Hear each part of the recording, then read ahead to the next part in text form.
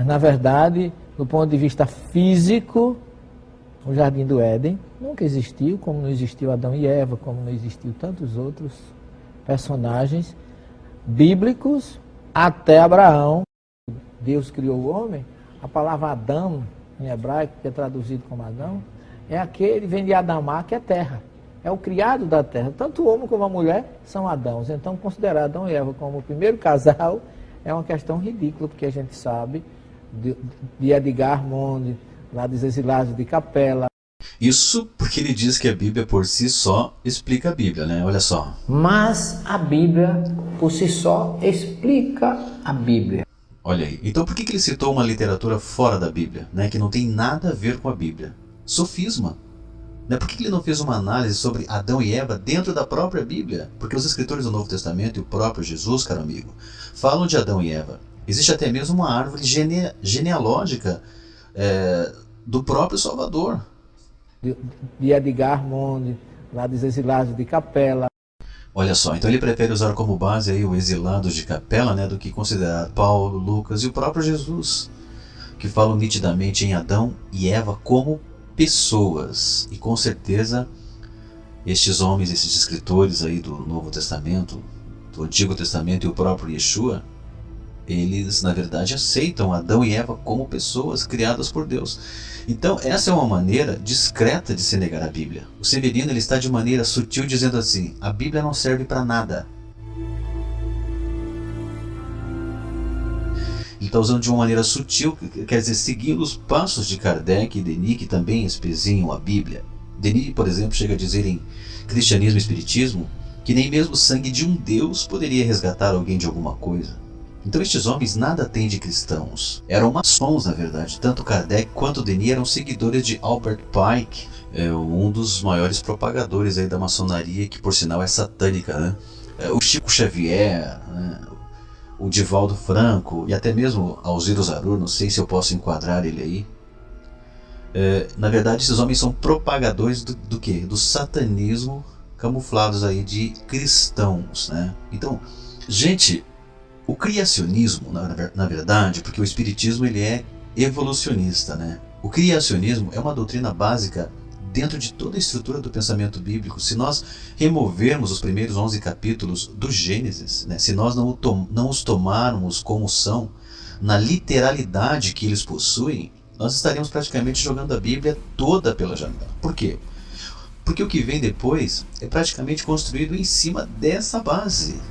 Porque se não houve criação do homem, né, se o homem na pessoa de Adão não caiu, espiritualmente falando, se não existiram os personagens bíblicos, né, como Caim, Abel, Sete, Enoque, Noé, né, até Abraão, como falou lá o Severino, se tudo foi simbologia ou mitologia, como disse Kardec, por exemplo, que Adão foi um mito, então o Evangelho, o Novo Testamento, não passa mais do que uma fábula. Né? Daí então, a vinda de Yeshua à Terra foi apenas algo interessante, dividiu a história, né? Trouxe ensinamentos de boa moral e pronto. E a morte vicária na cruz? Né? Quer dizer, e a relação entre o primeiro e o segundo Adão, esse segundo Adão sendo Yeshua? Ora, se o primeiro Adão foi mito, por que Paulo faz analogias entre Jesus e um mito? Tem cabimento? Diz ele, o primeiro homem, Adão, foi feito em alma vivente. O segundo, espírito vivificante. 1 Coríntios 15:45. O que é alma vivente? Não seria uma pessoa? O primeiro Adão, homem, alma vivente. Né? Logo então, Adão, na verdade, ele foi uma pessoa e não um mito. Diz assim a palavra, de um só fez toda a geração dos homens. Atos 17:26. De um só. Quem é esse um? Só pode ser Adão. Então Severino, por exemplo, diz que quando Deus criou o homem, ele soprou a Nishmat Haim, né? Quando ele soprou, quando Deus criou o homem. Mas que homem? Se Adão não existiu, em qual homem Deus soprou a Nishmat Haim, né? Então, na verdade, caro amigo, se o Severino não crê que Adão e Eva existiram, eu até pergunto, por que ele cita Gênesis 2:7, falando ali da criação de Adão por Deus? Quer dizer, hipocrisia. Então a questão das origens é extremamente importante. A história de Adão e Eva tentados por uma serpente, que termina com uma mordida mortal num fruto proibido, que o Severino falou maçã, nada a ver, né? Parece para muitos, então, claro, um relato simplório demais ou até mesmo infantil. Quer dizer, como é que nós poderíamos crer que um episódio assim justificaria o começo histórico da humanidade? Então, autores clássicos como C.S. Lewis, o autor lá das famosas Crônicas de Nárnia, e Teilhard de Chardin, chegaram a supor que Adão seria o primeiro exemplar moderno do Homo sapiens, olha só, ou uma raça espiritual que se seguiu à cadeia evolutiva. Traduzindo, o que eles propõem, caro amigo, é uma simbiose entre a Bíblia e a teoria da evolução das espécies de Charles Darwin. Então isso coloca Adão como resultado das transformações sofridas pelos hominídeos que o antecederam, os tais Pithecanthropus erectus, os Australopithecus ou os Neandertais, quer dizer, esses últimos, embora já foram aí descartados por causa da sua farsa, né? A revista Nature, de 25 de agosto de 2004, publica então a fraude de René von Sitten quanto ao achado de Neandertal. Olha só, René Prost von Sitten foi professor de antropologia da Universidade de Frankfurt por 30 anos antes de, em desgraça, ser forçado a se demitir. Uma comissão da universidade revelou que, ao longo da carreira, Prost havia plagiado trabalhos de colegas e sistematicamente falsificado datas de numerosos fósseis da Idade da Pedra, inclusive um fragmento de crânio chamado de Homem de Ranhofersand, que supostamente ligaria o ser humano ao Neandertal. Bem, claro que essa é apenas uma das inúmeras fraudes descobertas na área evolucionista. Tem muitas, né, que não dá para colocar aqui por causa do tempo.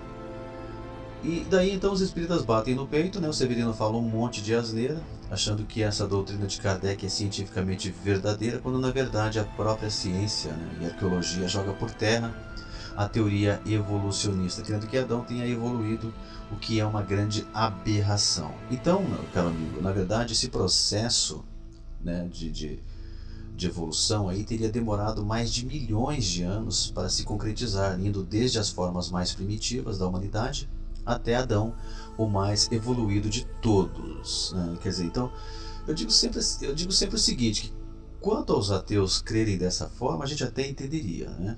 Tudo legal, tudo certinho, mas quando parte de um Severino da vida que se diz aí cristão, seguidor dos ensinamentos de Yeshua, e acreditar nessa teoria sem fundamento, né, é para acabar. O Severino está se esquecendo que as doutrinas de Cristo estão edificadas sobre o conteúdo do Antigo Testamento, que por sua vez se apoia inteiramente sobre o relato do Gênesis. E não obstante o próprio mestre citar o casal Adão e Eva, né, não tem deslido que desde o princípio da criação Deus os fez macho e fêmea, Marcos 10:6. Quer dizer, inclusive Cristo também fala do dilúvio, coisa que o Espiritismo não aceita. Mas na verdade, do ponto de vista físico, o Jardim do Éden nunca existiu, como não existiu Adão e Eva, como não existiu tantos outros personagens bíblicos até Abraão. Severino chega a debochar da existência de Adão e Eva como pessoas, quer dizer, debochando assim com certeza das próprias palavras do Mestre Jesus. Exatamente, o Severino ele tira sarro, na verdade, das palavras de Jesus, e depois aparece na TV com cara de cristão dizendo, olha, Jesus é o guia perfeito para a humanidade, espírito da maior elevação, só que ao mesmo tempo desmente, né, esse mesmo Jesus que ele apregoa. Quer dizer, então se a história do Éden não aconteceu de fato, então não houve a queda de Adão, e se não houve a queda espiritual de Adão, então para que o segundo Adão, representado na pessoa de Yeshua, né? Então, quer dizer, qualquer cristão sabe que Yeshua veio fazer o que Adão não conseguiu, isto é, manter-se fiel e suportar as investidas de Hassatã. E principalmente veio resgatar o que Adão perdeu no Éden, que é a imortalidade. Daí aparece o Severino, não sei como que ele tem coragem de fazer isso, e pergunta ao telespectador, você acha? Inclusive foi um telespectador que acusou ele, dizendo que ele tinha um demônio, se não me falha a memória. E ele diz, mas vocês acham que eu vim aqui para falar alguma coisa de ruim ou de mal para vocês? Eu vou colocar aqui a fala do Severino, olha só. Então é nesse sentido dizer que eu falo através de demônios. Vocês acham que as coisas que eu digo aqui são coisas para destruir? Bem, na verdade eu não vou entrar no mérito dessa questão, e também eu não sou testemunha de Jeová, mas eu acredito que o telespectador está certo sim, porque só pelo fato do Severino rir da existência de Adão e Eva, colocar Adão, Caim, Enoque, Sete, Noé, olha só, até o próprio Noé, como personagens bíblicos que nunca existiram, isso é uma afronta para Deus, e não para nós simples mortais. A história, a arqueologia, caríssimo amigo, fala do dilúvio, fala desses personagens que viveram até o dilúvio, fala de Adão. Quer dizer, será que existem referências arqueológicas e históricas de Adão, já que, segundo a Bíblia, ele é o genitor comum de todos os povos? Por incrível que pareça, essas referências existem.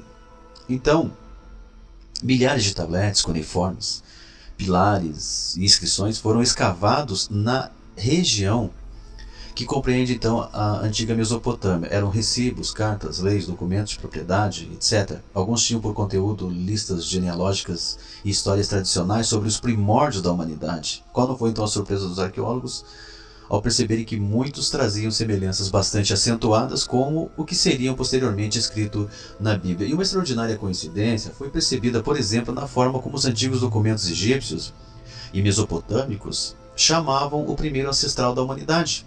Olha só, a grafia do seu nome variava entre Adamu, Adime, Adapa, Alulim, Alorus, Atam, Admuzi.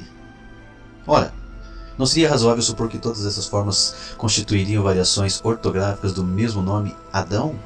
Note você que a forma hebraica Adam se adequa em todas essas variações. A semelhança fonética é muito acentuada, né? Quer dizer, é como se nós conhecêssemos um homem chamado João, os ingleses de John, os espanhóis de Juan, os franceses de Jean, né?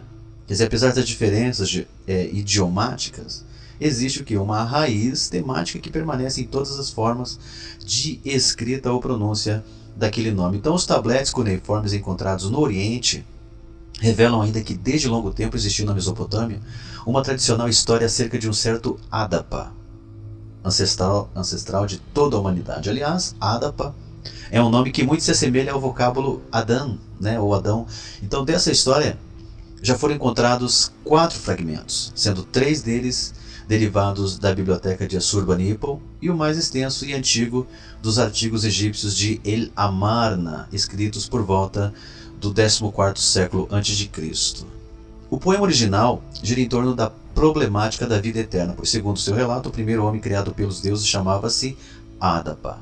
Ele recebera uma grande sabedoria, mas não era naturalmente imortal. Adapa era, pela criação, o filho do deus Ea, e morava na cidade sagrada de Eridu. O curioso é notar que Eridu e Éden procedem da mesma raiz etimológica, em conjunto com o sumeriano Edin ou Edenu, que também querem dizer paraíso ou planura. Coincidentemente, Lucas também enumeraria a genealogia humana de Cristo a partir de Adão, classificando como, no mito de Adapa, o Filho de Deus.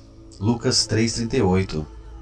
E o interessante, caro amigo, é que primeiramente os críticos disseram que a Bíblia inventou a história do Jardim do Éden, né? Só que agora que esses tabletes foram descobertos, o que eles dizem? Eles dizem que a Bíblia plagiou essa história sobre o mito de Adapa. Então vocês vejam como a Bíblia nunca tem razão, né? Mas como é que nós podemos assegurar que a Bíblia é a verdadeira fonte? Ora, toda essa mitologia com respeito acerca de Adão e Eva é baseada no politeísmo, né? Vários deuses. Mas a Bíblia fala do quê? Do monoteísmo. E é óbvio que se a Bíblia tivesse plagiado, ela teria uma raiz politeísta também. Uma outra coisa é que esses mitos colocam seus deuses nascendo depois da formação do universo, né? O universo, as forças caóticas existiam antes dos deuses. Mas a Bíblia é o contrário, colocando como Deus sendo o criador do universo. Quer dizer, o universo vem depois, né? Quer dizer, a própria mitologia grega então coloca seus deuses como vindo após a formação do universo.